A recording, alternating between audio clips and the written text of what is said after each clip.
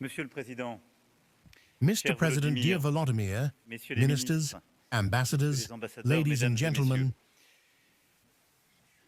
it is a pleasure and honor to welcome once again to Paris President Volodymyr Zelensky. Thank you, dear Volodymyr, for being here. And through you, it is to the entire Ukrainian nation that France sends a message of friendship and support, clear and unequivocal.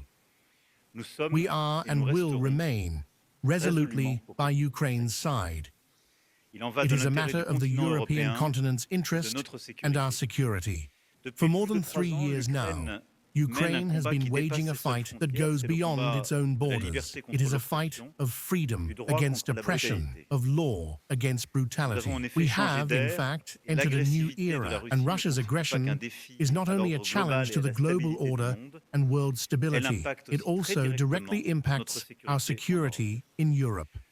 For several weeks now, we have been in a decisive phase to bring an end to Russia's war of aggression. I salute here President Trump's initiative, which seeks to achieve as quickly as possible a de-escalation and a cessation of hostilities in a sequence that must help us reach a solid and lasting peace that guarantees Ukraine's security and the stability of our continent. And in recent weeks, we have spoken with you regularly. I thank you, Mr. President, as well as President Donald Trump and many colleagues we will be meeting again tomorrow on this topic. In Jeddah, on March 11th, Ukraine clearly expressed to the United States its agreement to a complete ceasefire and its preconditions for a 30-day duration. Even though it is Ukraine that is the victim of the aggression, we await the same commitment from Russia. In recent days, the United States has held discussions, thanks to the hospitality of our Saudi friends, whom I wish to salute, with both Russia and Ukraine, in order to first stop strikes on energy infrastructure and work toward a ceasefire in the Black Sea. These measures could represent a first step toward a broader ceasefire, opening the way to building a peace that guarantees Ukraine's security. Even though I note today Russia's clearly established will to rewrite or reinterpret what had been discussed or agreed by listing new conditions. Far from proving that it truly wants peace, Russia continues, day after day, to strike Ukrainian territory intensely, including civilian targets. We condemn these strikes, and they must absolutely stop. All in all, where you, Mr. President, had the courage to take the risk of peace by proposing and accepting this 30-day ceasefire in the air, at sea, and on civilian infrastructure, Russia has provided no solid response. And through its actions, it has demonstrated a will for war and a desire to continue the aggression. We made important decisions during the last European Council, and the approach of peace through strength is the one we continue to pursue. That is why the discussion we have just had, the one we will continue shortly, and the summit we will hold tomorrow in Paris, must build that solid and lasting peace for Ukraine and for Europe. This allows us to address several points. First and foremost, the immediate support to Ukraine. We must continue. It is necessary to sustain resistance. And today, I was able to announce an additional €2 billion in military support from France to Ukraine.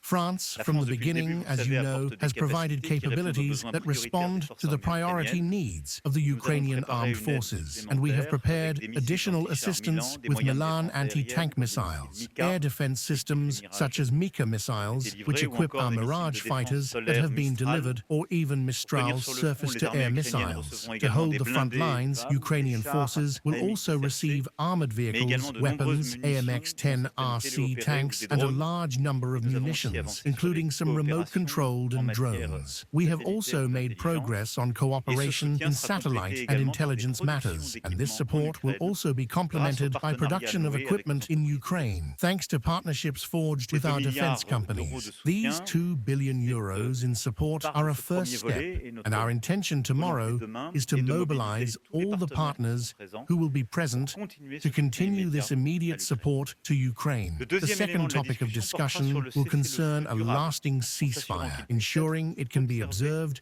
and respected. That will be an important part of the work we will undertake tomorrow with our European colleagues to precisely build this sequencing, a measurable, short-term ceasefire, followed by political discussions which could then be consolidated and fully monitored. The third topic of discussion will concern the future structure of Ukraine's military, because the first guarantee of security for tomorrow's Ukraine, once peace is signed, will be to have a credible military structure capable of deterring any new aggression and resisting any future attacks by the Russian army. And we will have the opportunity to discuss this in detail tomorrow. The fourth topic will be the forces of guarantee within the framework of a peace agreement, not on the front line, but in a second tier, as a strategic reserve, so to speak, to help deter any new Russian aggression. Here too, work conducted with military chiefs of staff in recent weeks has allowed progress on planning and proposing solid options. This will also be part of tomorrow's discussion. These are the four elements that will structure our discussions tomorrow, and whose goal, as you can clearly see, is to enable Ukraine to maintain the situation on the ground and resist Russian aggression, but also to build the credible elements of that lasting peace we so deeply hope for, whatever the evolution of negotiations. Let me repeat this here with force. France will continue its commitment. It will do so in support of American efforts, in coordination with its European partners and allies, and with a determination that will not weaken. Throughout recent weeks, I have been in constant communication with President Zelensky. I have spoken almost daily with President Trump as well. We have worked very closely with our British partners, who in recent weeks have worked hand in hand with our main European partners, who will be with us tomorrow. I want to be very clear this evening. Russia cannot and must not have a say in the support we provide to Ukraine, nor dictate the terms of this lasting peace. Because this concerns Ukraine's sovereignty, and because it concerns the security of all Europeans. Mr. President, dear Volodymyr, welcoming you here tonight is once again a privilege for us.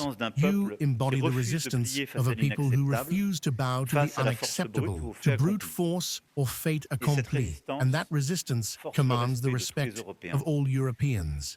It commands the respect of the French people, because we also know that our own security is at stake. That is why you can count, and will be able to count, on France's support and commitment at your side, because Ukraine deserves peace. And because having seen you here on an evening in December 2019 in a discussion at the time with President Putin and Chancellor Merkel, I saw how much you were fighting to preserve peace. I will not let anyone rewrite history. There is only one aggressor. There is only one resistor. The aggressor is Russia. The resistor is you. And Europeans, like Americans, have other choice than that of their own history, the respect of international law, and the respect of their own security. Thank you for being here, and we will be here as well.